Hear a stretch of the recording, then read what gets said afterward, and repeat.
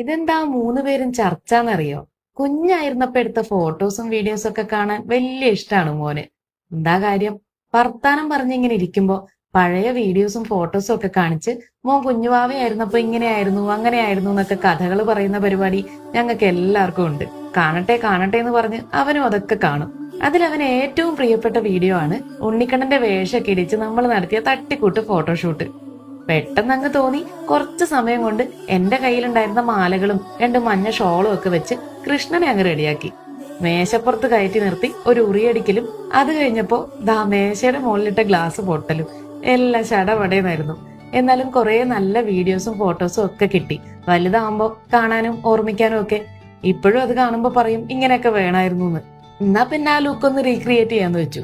ഓരോന്നും പരതി നടന്നൊന്നുമില്ല, ബോക്സ് ആയിട്ട് തന്നെ അങ്ങ് കിട്ടി.